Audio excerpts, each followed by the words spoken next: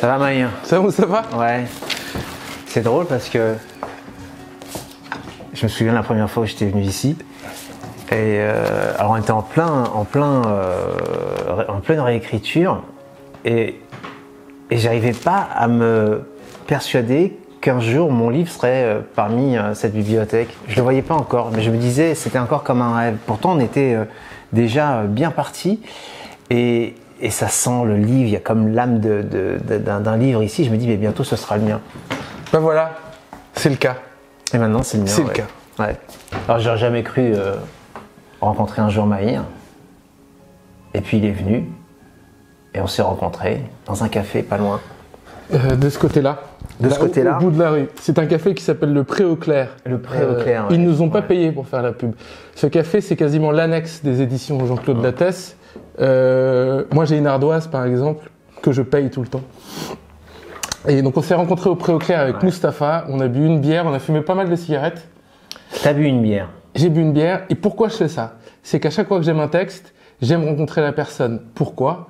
Parce qu'un texte, ce n'est pas seulement des mots, c'est aussi un auteur. Et il faut bien s'entendre avec l'auteur parce qu'on s'embarque souvent pour une aventure de 18 mois. Et quand je suis revenu, là, quand tu avais sorti, quand tu m'avais appelé pour me dire ça y est, ton livre est arrivé, et il était dans un carton, et je suis arrivé ici, il y avait toi, Laurence, Véronique, et vous m'aviez accueilli comme si vous alliez me remettre un Oscar, et j'ai pris mon livre, tu sais, comme un bébé qui vient de naître, et je l'ai regardé, et j'ai fait waouh. Mais c'est vrai que le boulot d'éditeur, il y a un côté obstétricien un peu. Ouais, c'est ça. Sage-femme. Ouais. Mais attends, viens, on va aller dans mon bureau.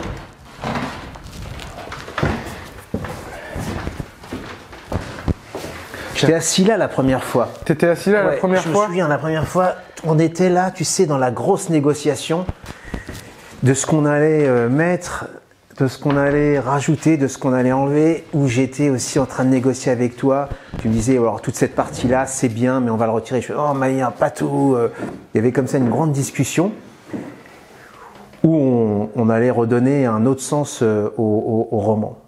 Et là, je me souviens c'était un vendredi, j'avais passé une bonne partie de l'après-midi avec toi, et en ressortant, je me suis dit, waouh, là il y a du boulot. À partir de maintenant, et tu m'avais dit à partir de maintenant, ok, tu bosses la semaine, mais alors dis-toi que tes week-ends c'est terminé. T'auras plus de week-end.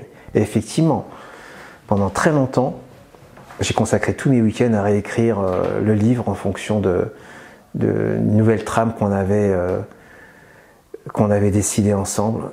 Et c'était pas fini. C'est-à-dire que je pensais t'avoir remis quelque chose en me disant c'est un produit à peu près fini à 90%. Non, on a tout repris. On a tout recommencé. Et voilà, c'est là que la vraie aventure de travail a démarré avec cet échange permanent où je t'envoyais comme ça tous les dimanches soirs le fruit de mon travail. Et en semaine, j'avais ton retour et je reprenais ça le week-end, etc. Et ça a duré 2-3 mois comme ça, facilement. 6 mois. 6 mois. Ouais. 6 mois. 6 mois, ouais. Oh, je l'ai fouetté. Ouais. Ce que j'avais remarqué, c'est que quand Maïr était arrivé, il s'est assis, je l'attendais moi, parce qu'évidemment dans ce genre de rendez-vous, on arrive facilement 20 minutes, 25 minutes à l'avance, on a peur d'être en retard. Et il était arrivé et il a posé le tapuscrit sur la table. Et là, je voyais le texte avec des pages cornées, du stabilo, des morceaux de post-it partout. Je me dis, bon, déjà, il l'a lu. Mais j'avais l'impression que, au-delà de me parler du texte, j'ai l'impression qu'il avait envie de connaître la personne qui avait écrit. Et parce que pour lui, ça allait tout changer. Qui est cette personne qui a écrit ce roman autobiographique qui parle de l'histoire d'un jeune fils d'immigrés marocains qui raconte sa jeunesse, qui raconte son enfance dans sa cité à Drancy, sans rentrer dans des clichés, dans une forme de victimisation. Et Maïr avait besoin de connaître qui j'étais pour pouvoir donner du sens et trouver une espèce de corrélation entre le texte et le personnage. Et on est resté facilement 1h30. Hein. En fait, la vie d'un livre, elle a plusieurs vies. Il y a le jour où tu termines. Moi, le jour où je l'ai fini, je l'ai imprimé chez un imprimeur et je l'ai posé sur mon bureau et je me suis dit voilà. Et pour moi, il y avait déjà une grande satisfaction. Il y avait déjà le fait de l'avoir écrit. Et je me posais pas la question qui, quoi, qu'est-ce, je vais peut-être contacter Flammarion, Gallimard, machin. Je me disais non, je sais pas, j'ai pas envie de taper à toutes les portes. Je le savourais, il était là, je me suis dit, eh ben écoute, il aura le destin qu'il aura. Mais pour moi, déjà, de l'avoir écrit, de repenser à tous ces centaines d'heures que j'ai passées dans mon bureau ou quand j'allais au fin fond de l'océan, en face de l'océan au Maroc, à m'enfermer 10 jours tout seul dans un bungalow ou au fin fond de la Bretagne, dans un gîte tout seul. Je me disais, mais voilà, déjà ça, c'est du bonheur. Là, tu as pris énormément de plaisir. Après, on verra. Et je l'ai posé en me disant, maintenant, le travail est fait, il reste peut-être les 20 ou 30% restants, c'est la bonne étoile. Et cette bonne étoile est arrivée et on s'est rencontrés au Pré Saint-Clair. Je suis dans ce café, je vois ce qui pour moi est un daron, avec une belle chemise à carreaux de bûcheron canadien, adossé comme ça. Sapristi. Et donc pendant que je lui parle, je me dis, dans 20 ans, il faut que je sois beau gosse comme ça, exactement, avec cette prestance. Et lui, il a du mal à écouter ce que je dis, parce que toutes les 2 secondes, ses yeux regardent le tapuscrit, ce que moi j'appelle le manuscrit. Mais lui, c'était quelqu'un qui aime bien soigner les détails. Donc il a comme ça les yeux, il essaie de voir mes notes, et puis à un moment, je lui dis, écoute, je vais t'en parler après, ne t'inquiète pas, il y a des gribouillis partout, mais justement, c'est normal.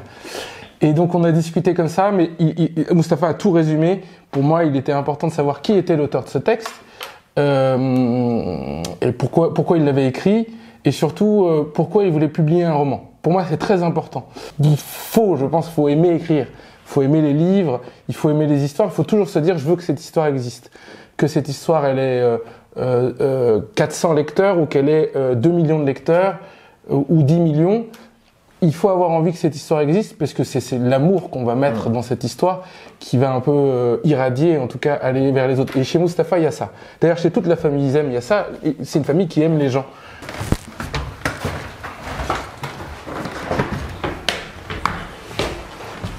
C'est ici qu'on a fait nos premières signatures. Ah oui, c'est ici que... C'est un sentimental, Mustapha. Hein? Alors quand je suis arrivé, ce jour-là, je m'en souviens, c'est un vendredi après-midi encore une fois, où j'arrive et je signe mes 60-70 bouquins à marquer. Tu sais, ça fait partie des moments marquants de ta vie. Je te dis, dans 10 ans, 20 ans, 50 ans, je m'en souviendrai encore. Alors moi, je connaissais évidemment Maïr avant qu'il me connaisse, parce que j'avais bien sûr pris soin de lire Grand Frère, et j'étais très impressionné, et je me suis dit, bon ben voilà, il y a un jeune Goncourt qui arrive, et j'étais un peu dans une position de candidat à un poste, parce que je suis directeur financier quand même, donc j'en ai fait des entretiens, et là je me préparais un peu comme quelqu'un qui allait dire, ben voilà, les raisons qui m'ont motivé, qui m'ont poussé à écrire ce livre, j'aime la littérature, j'aime les mots, j'aime les histoires. Et en fait, c'était pas du tout ça. C'était, on va parler. Et on a parlé de plein de choses. Et il avait envie de me connaître. La genèse des Pas perdus, elle date de 2007. J'ai écrit les 25 premières pages en 2007. Puis après, elles sont restées dans une clé USB pendant au moins 7-8 ans. Mais j'ai écrit mes premières vacances au Maroc. Et c'est là que j'ai commencé à... Voilà, c'est juste... Et en fait, quand on écrit, les mots viennent, c'est comme si on était guidé comme ça, et on plonge dans ses souvenirs, et on a l'impression que le passé revient. Le roman commence avec le personnage qui est sous l'effet de la commotion cérébrale, du traumatisme crânien. Et puis, voilà, avec une espèce de colère, de tristesse et de peur qui est multipliée par 100. Donc on a l'impression d'avoir affaire à quelqu'un de violent, de méchant, de monstrueux même parfois. Et c'est comme ça qu'il va faire fuir carrément toutes les personnes qu'il aime. Et puis la personne avec qui il est marié, avec qui il vit, va elle-même s'enfuir. Pas pour ces raisons, mais il va voir sa vie s'effondrer et à un moment donné se retrouver seul. Et là, il a besoin de comprendre des choses. Qu'est-ce qui m'arrive? Pourquoi? Je perds mon travail, je perds mon boulot, je perds ma femme, je perds tout, même ma famille s'en va, mes enfants. Mais comment une vie peut s'effondrer comme ça? Et c'est là que tout le travail va commencer, en fait. Et le côté sans filtre, c'est une espèce de colère, de non-dit, de quelque chose de très latent qui va faire irruption dans ma vie et tout le monde va me regarder comme ça en disant mais alors bien sûr que c'est facile de dire ok on met ça sur le compte de son trauma crânien, sa commotion cérébrale, il sait plus ce qu'il dit, faites pas attention. Et là moi j'avais une espèce de révolte, j'étais en furax parce que j'avais besoin de leur dire mais si ce que je dis est vrai, je le pense, ça vient de là. Je le dis peut-être avec des mots crus, je le dis peut-être avec violence, mais c'est vrai. Avant, je disais que des livres que les professeurs de français nous imposaient, sans vraiment comprendre le sens, Balzac, Maupassant, ça me gavait. Le premier livre que j'ai vraiment lu de ma propre initiative, c'était le Théorème d'Archie Ahmed, de Mehdi Charef. Voilà. C'était dans les début des années 80. Je devais être en seconde et il en a fait un film d'ailleurs. Et ça a été vraiment une vraie révélation. Et plus tard, après, j'ai commencé. Alors j'ai découvert Voyage au bout de la nuit. Waouh, le truc qui m'a quand même assez marqué. Je crois qu'il faut.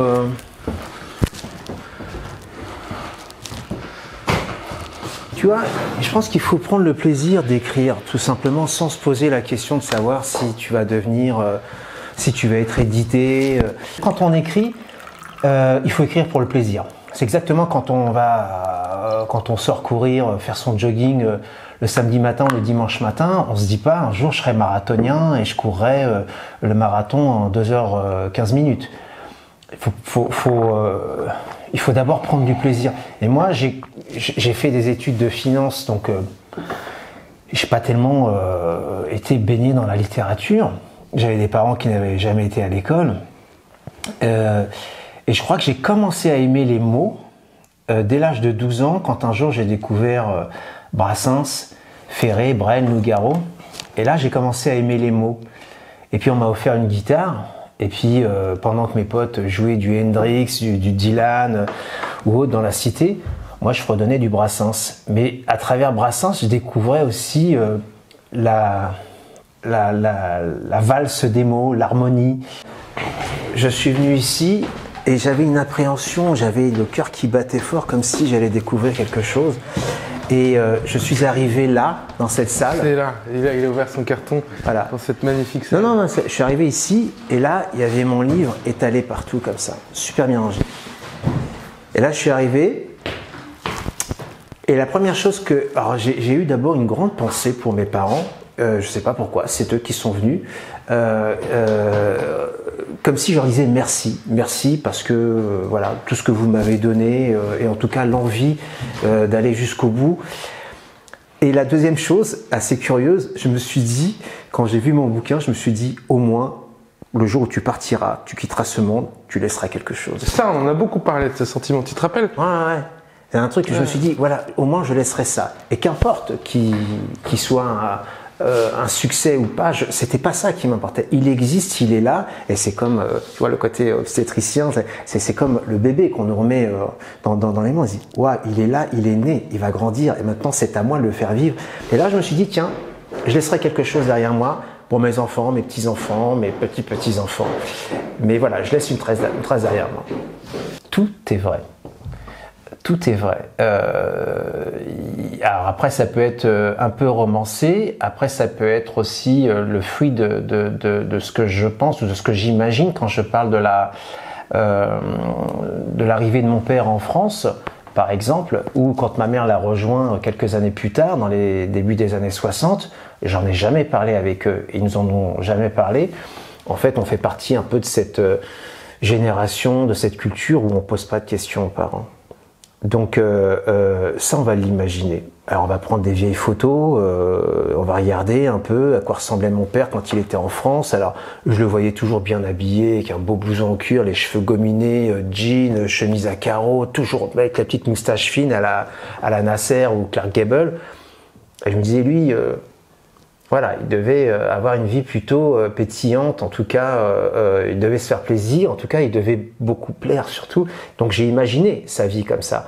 Et puis, je savais d'où venait ma mère, où elle vivait, dans quelle maison à Casablanca. Et j'imagine que quand elle a fait le voyage pour venir en France, pendant 3-4 jours, avec 3 enfants, dont une en bas âge, pour arriver dans les bidonvilles de Nanterre, là j'imagine ce qu'elle a dû ressentir. Par un soir de novembre où il fait froid, où il pleut, il y a de la gadoue, des baraques en tôle avec des rats partout. Et je me dis, mais quelle désillusion. Et ça, je vais l'imaginer. Elle a perdu une petite fille à l'âge de 5 ans et demi, 6 ans, on n'en a jamais parlé. Mais alors après, il y a aussi je vais aussi faire ma propre enquête. Je vais prendre mon téléphone, je vais appeler des oncles au Maroc en lui disant « Parle-moi de mon grand-père, parle-moi de ma petite sœur que je n'ai jamais connue, etc. » Et là, je vais glaner des informations ici et là qui vont construire ce roman. Et puis tout de suite après, quelques jours après, j'ai fait ma première interview sur Beurre FM avec Philippe Robichon, très très bon journaliste, très sérieux, qui avait lu le livre. C'est un direct d'1 heure, donc c'est quand même assez long. Et il avait vraiment lu le livre, il avait des questions, et c'est là que Mahir m'avait dit « Vas-y, fais-toi la main, ça va être ta première interview, ça va être vraiment ta première expérience, comme ça tu vas apprendre un petit peu à articuler, à dire l'essentiel en peu de temps. » Et ça a été un très très bon exercice, parce qu'il m'a posé beaucoup de questions, et que ça allait vite, et qu'il fallait que j'apprenne à en dire le moins possible. Je dirige un label qui s'appelle La Grenade, où on publie des nouvelles voix, notamment des gens issus de ce qu'on appelle la diversité. J'aime pas trop ce terme, mais bon, peu importe. Je cherche à publier des histoires qu'on lit pas ailleurs, voilà. Et donc, je reçois quand même beaucoup de textes qui parlent d'immigration, qui évoquent l'immigration, mais c'est souvent des textes qui sont assez plaintifs.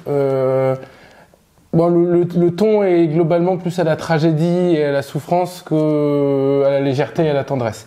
Et donc très vite, moi ce que j'ai senti quelqu'un de très tendre, mais il y avait aussi de l'humour, il y avait aussi un sens du détail. Et j'ai senti immédiatement que c'était quelqu'un qui était plus âgé que moi et donc qui avait un recul sur la vie et justement sur un parcours d'immigration qui était extrêmement riche et même très apaisé. Le boulot de l'éditeur quand même, c'est d'aider l'auteur à, entre guillemets, épouster son texte, c'est-à-dire à créer beaucoup de contrastes et souvent à enlever du détail pour que les choses importantes émergent. Ça, c'est très important. Le jeune auteur, souvent, il a peur de ne pas en mettre assez. Donc, s'il était comédien, il gesticulerait beaucoup, s'il était danseur. Donc, il faut lui apprendre à avoir un mouvement plus assuré et de se dire, dans l'histoire, c'est ça qui est important. Tout ça, c'est chouette. Mais mettons de côté ces éléments et gardons ce qui est central dans ce passage, dans ce chapitre, dans cette partie. Et donc, immédiatement, je me suis dit, on va tout faire pour publier un grand roman qui va raconter l'immigration marocaine sur 60 ans. Et c'est le texte de Mustapha. Ça démarre à la fin des années 50, au début des années 60. Ça se termine, si je dis pas de bêtises, en 2015. C'est une chronique. Mais en réalité, puisque vous parliez de Malik Oussekine, il y a aussi un clin d'œil à ce qu'on appelle la deuxième génération. Je suis, comme tu disais tout à l'heure à propos de diversité, je suis pas tellement d'accord avec ce terme mais peu importe, on est la deuxième génération et cette deuxième génération a aujourd'hui 50 ans et plus et qui a vécu une certaine période, une certaine époque, années 60, 70, 80, etc. Et j'aime raconter ce qui se passait aussi. Je raconte aussi, à un moment donné, quand je suis au lycée, je vais dans mon lycée à Aulnay-sous-Bois, j'attends mon bus, et puis là, à l'abri du bus, je vois pour la première fois les premières affiches du Front National, au milieu des années 80. Et là, c'est un choc pour moi, je le raconte, parce que je vois 3 millions de... C'était le slogan du Front National avant. 3 millions de chômeurs, c'est 3 millions d'immigrés de trop. La France aux Français. Et là, quand on voit ça, alors qu'on est dans la France du 10 mai 81, dans la France qui va commencer aussi à voir naître le « touche pas à mon pote », il y a parallèlement aussi la montée de l'extrême droite. C'est un mélange un peu ambigu que j'essaie de raconter aussi. Mais j'essaye surtout de rendre hommage à cette deuxième génération. Le roman, il y a ce fil de ma vie que je déroule parce que moi-même j'avais besoin de faire une analyse Le livre part d'abord du désir de raconter ses souvenirs, puis petit à petit je me rends compte que je vais être un peu dans l'introspection, voire dans l'autodérision, et puis essayer de comprendre un petit peu les choix que j'ai faits dans ma vie. Et puis alors après va survenir cet accident, et alors là ça va être carrément une espèce d'auto-analyse psychiatrique ou psychologique peut-être, j'en sais rien, mais où je vais essayer de comprendre comment une vie que j'ai essayé de bâtir de mes propres mains, brique par brique, en essayant de faire en sorte que tout soit parfait, que tout soit vraiment nickel chrome, va s'effondrer du jour au lendemain. Parce que c'est exactement ça, l'accident qui va m'arriver au-delà de la chute, au-delà du traumatisme crânien, c'est que tout part. On était des Rital, des Bougnoules, des Crouilles, des Youpins, des machins. Entre nous, on se vannait comme ça, etc. Mais il y avait ce côté où on se sentait tous vraiment, avec la même histoire. Et puis on avait tous un père qui travaillait. Et à l'époque, quand un père travaillait, il pouvait nourrir sa famille, il envoyait à l'école, on partait en vacances chaque été, etc. Donc, j'ai pas envie de parler de misère parce que c'est une misère relative. Moi, ma misère à moi, j'avais le sentiment d'être pauvre quand j'étais avec un copain français qui avait un pavillon et puis il avait un garage avec une table de ping-pong et puis dans sa chambre, il avait des BD, une chaîne stéréo. Waouh, c'était Versailles pour moi. Après, le racisme, moi, j'ai voulu en parler en disant, il vient pas de là où on s'imagine tout le temps, il peut venir de n'importe où. Et moi, j'ai été frappé, par exemple, dans ma marocanité, parce que je suis d'origine marocaine, j'ai jamais été autant frappé dans ma marocanité que lorsque j'ai voulu épouser une fille d'origine algérienne. C'est intéressant, je trouve important de le dire. C'est pas forcément le Dupont-Lajoie, etc. Eux, on m'a dit, mais nous, on veut pas de Marocains. Je suis là, purée, c'était assez fort, etc. Après, la fracture sociale, le complexe social, je suis amoureux d'une fille dont le père est député maire. C'est comme si j'étais amoureux d'une fille du Premier ministre. Donc il y a ce complexe. Et là, on remet en question un petit peu ses origines. On commence à en vouloir à ses parents d'être immigrés, de pas savoir lire et écrire. Quand j'ai démarré ce métier d'éditeur, une amie éditrice qui est une éditrice confirmée, quasiment à la retraite, m'a dit tu sais, le plus important, c'est pas de trouver des textes, c'est de trouver des auteurs. Et en fait, pour trouver des auteurs, c'est que quand tu as trouvé des textes, tu les mets en confiance et il faut que tu aies des bonnes chaussures pour bien leur botter les fesses et qu'ils se mettent à travailler. Après, ils vont apprendre et comprendre. Ouais. Tu travailles ou pas? Je lui ai dit de travailler. Parce que je l'ai au téléphone, hein, il me raconte des trucs, on va faire ci, ça. Je lui ai dit, écris un texte ou travaille, en tout cas, avance sur des choses. Donc, t'as travaillé? Je te jure, j'ai acheté le carnet, j'ai fait comme il m'a dit. Non, parce qu'en fait, une fois qu'on a écrit, non, c'est très difficile, mais là, je sais pas ce que tu en penses, toi. Mais quand on a écrit un roman, il faut bien noter quand même que ce roman, au départ, il fait 600 pages. Mais Maher, il m'aurait demandé, vas-y, rajoute, continue, j'aurais pu en écrire 200 de plus. Et quand il parlait du travail qu'il a mené sur mon roman tout à l'heure, donc de couper, de mettre en valeur des choses et d'enlever les détails, c'est un crève-cœur. Parce que on a coupé énormément de choses. Mais c'était presque une source intarissable que de raconter sa vie. Donc le deuxième moment, j'en ai parlé avec Maïr. J'ai fait, qu'est-ce que je peux faire après et j'aime raconter des histoires, mais je ne vais pas raconter encore mon histoire. Non. Et il m'a dit, prends une feuille, un stylo, écris ton texte, écris ce qui te passe par la tête, écris jusqu'à ce que jaillit une idée, etc. et tout. Et ouais, je te confirme, j'ai fait mes devoirs, je continue.